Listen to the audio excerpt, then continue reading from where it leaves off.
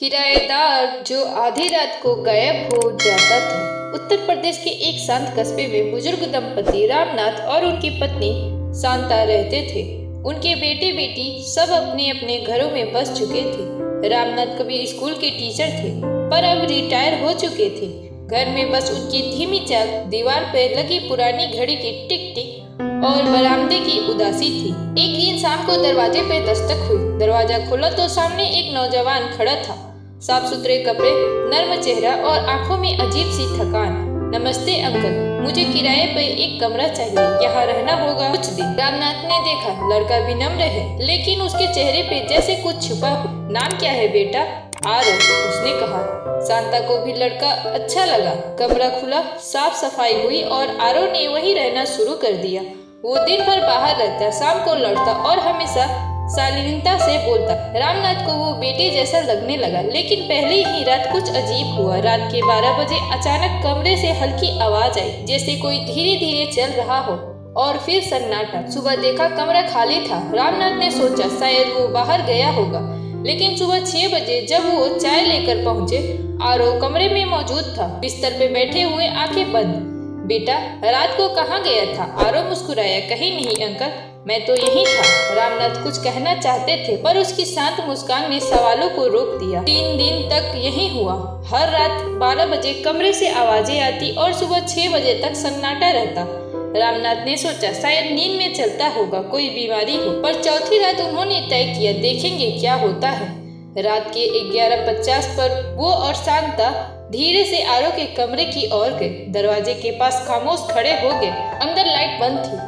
घड़ी ने 12 बजाए, टन टन टन, और तभी उन्होंने देखा अंदर का दरवाजा हल्का खुला और आरो गायब। कमरे में बस ठंडी हवा थी और दीवार पर टंगी घड़ी रुक गई थी। शांता डर गई। रामनाथ जी, ये क्या है? शायद सपना हो। लेकिन उनके अपने शब्द कांप रहे थे। सुबह आरो ऐसे लौटा जैसे कुछ हुआ ही नहीं।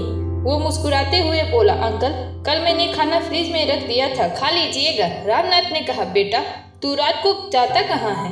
वो कुछ पल चुप रहा, फिर बोला, कुछ बातें हैं जो शायद समझ ना पाए, लेकिन वादा करता हूँ किसी को नुकसान नहीं होगा। उसकी आंखों में एक अजीब सी बेचैनी थी, जैसे किसी पुराने गम की परछाई। एक दिन मोहल्ले का बूढ़ा पंडित आया। उसने आरो को देखा और कहा, रामनाथ जी, ये लड़के तो जान पहचान लगता है। क्या इसका नाम आरो मिश्रा है? हाँ, क्यों? पंडित ने चौंक कर कहा, अरे ये तो 5 साल पहले यहाँ इसी घर में किराए पर रहता था, पर तब आग लगी थी कमरे में और ये मर गया था। रामनाथ और शांता के चेहरे सख्त हो गए। क्या कह रहे हैं आप? सच, उस वक्त इसकी उम्र यही रही होगी, 20-22 साल। रात आई और 12 बजने से पहले दोनों दरवाजे के पास बैठ गए। इस बार उन्होंने डर के बजाय सच्चाई देखने की ठानी। 12 बजे फिर वही ठंडी हवा चली, पर इस बार आरो कमरे में नहीं था। अचानक दीवार पर लगी पुरानी फोटो झूलने लगी। रामनाथ ने टॉर्च जलाई। दीवार पर आरो की छवि जैसी आकृति बनी थी, वो धीरे धीरे स्पष्ट होने लगी। आरो की आवाज गूंजी, अंकल, मुझे माफ कर दीजिए, मैं उस दिन किसी को बचा ना सका। इस कमरे में लगी आग में एक और जान गई थी, एक बच्चा। शांता कांप उठी। क्या? कौन बच्चा? आपका पोता, जो उस दिन यहाँ खेलने आया था। रामनाथ ने झटके से सिर उठाया, पर हमारा पोता तो शहर में है। नहीं अंकल, आरो बोला, वो बच्चा जिसे मैंने नहीं बचा सका, वो मेरा छोटा भाई था।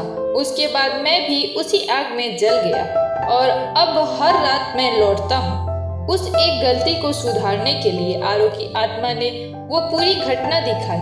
5 साल पहले ये वही घर था। आरो किराए पे रहता था। उसकी माँ उसके छोटे भाई को छोड़ गई थी।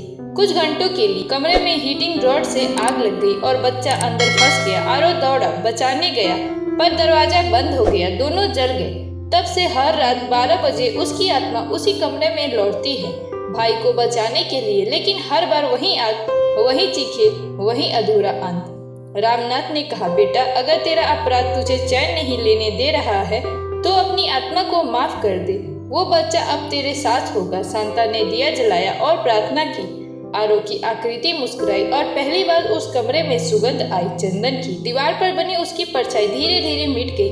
अगली सुबह कमरा पूरी तरह शांत था। रामनाथ ने देखा टेबल पर एक नोट पड़ा था। धन्यवाद अंकल, अब मैं चला। अगर कभी इस कमरे में कोई और आए तो उसे बताइएगा कि डर और गुनाह एक साथ नहीं रहते। कमरा फिर खाली था, लेकिन अब रात के 12 बजते ही वहाँ सन्नाटा नहीं बल्कि एक हल्की सी आरती की ध्वनि सुनाई देती थी। शांता कहती, वो आभारी है, अब चैन में है। रामनाथ मुस्कुराते, हाँ, अब वो गायब नहीं होता बल्कि मुक्त हो गया। कभी कभी जो दिखता नहीं वही सबसे सच्चा होता है। हर अधूरी आत्मा बस एक माफी का इंतजार करती है, किसी से नहीं, खुद से।